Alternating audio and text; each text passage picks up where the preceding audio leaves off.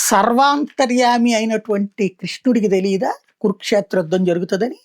భవిష్యత్తుని కనిపెట్టగలిగినటువంటి వ్యక్తే కదా ఆయన. దేవుడే మానవ రూపంలో వచ్చినటువంటి వ్యక్తి, ఆయనకి తెలియదా? అట్లాగే యుద్ధం ద్వారా జరిగేటటువంటిది నకులు సహదేవుల్లో సహదేవుడికి తెలుసు, తనకి సహజ సిద్ధంగా ఉన్నటువంటి వరం ప్రకారం ఏం జరుగుతుంది అన్నటువంటి.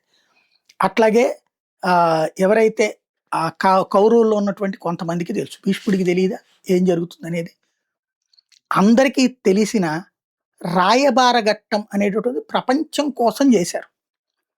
కృష్ణుడు రాయబారానికి వెళ్ళి, వాళ్ళు మంచోళ్ళు, పాండవులు 5గురే ఉన్నారు ఫ్రమ్ ద బిగినింగ్, మీరిద్దరూ అన్నదమ్ములు మంచోళ్ళయ్యా, ఒకళ్ళకొకళ్ళు ఇచ్చిపుచ్చుకోవాలి, సగరాజ్యం ఇవ్వండి, ఒకవేళ అట్ట కాదంటారా ఒక 5 ఊళ్ళన్నా ఇవ్వమని అడుగుతున్నాడు ధర్మరాజు అని చెప్పి, కౌరవులు రాక్షసులు, పాండవులు మంచోళ్ళు అని ప్రపంచానికి భవిష్యత్ తరాలకి తెలియడం కోసం రాయబారం నడిపిన ఆయన శ్రీకృష్ణుడు.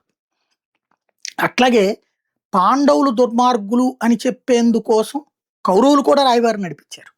కానీ వాళ్ళ రాయబారం అన్నటువంటిది అహంకారపూరితంగా దౌర్జన్యపూరితంగానే అనిపించింది భవిష్యత్ తరాలకు. అందుకని కృష్ణుడు దేవుడయ్యాడు, బట్ రాయబారం ద్వారా శాంతి కోసం ప్రయత్నించిన వాడయ్యాడు.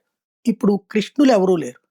కానీ అలాంటి ఘట్టమే ఇప్పుడు అమెరికాకి తను నేను ఇరాన్ని అణుబాంబులు వేయనీయకుండా చూడటం కోసం యుద్ధం చేస్తున్నాను, ఎంత తీవ్ర పరిస్థితుల్లో కూడా నేను ఆపాను, అక్కడ నా ఉద్దేశంలో ఎవరిని దోచుకోవడానికి కాదు, ప్రపంచ శాంతి కోసమే చేస్తున్నాను, హార్ముజ్ జలసంధిని బలవంతంగా ఆక్రమించింది కాబట్టి ఇరాన్ని నేను కంట్రోల్ చేసే ప్రయత్నం చేస్తున్నానని చెప్పే ప్రయత్నంలో భాగంగా రాయబారాన్ని నడిపించింది అమెరికా పాకిస్తాన్ ద్వారా.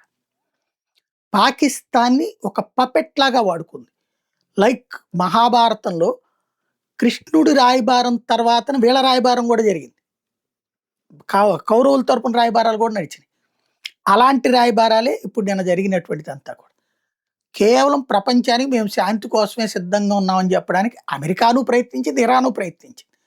బట్ ఆనాడు కౌరవుల పక్షాన 11 అక్షౌహిణులు, పాండవుల పక్షాన 7 అక్షౌహిణులే ఉన్నాయి. అలాగే ఇప్పుడు ఇరాన్ పక్షాన రష్యా, చైనా, అమెరికా పక్షాన ఎవరు లేరు. ఇప్పుడు పాండవులు ఎవరు, కౌరవులు ఎవరు?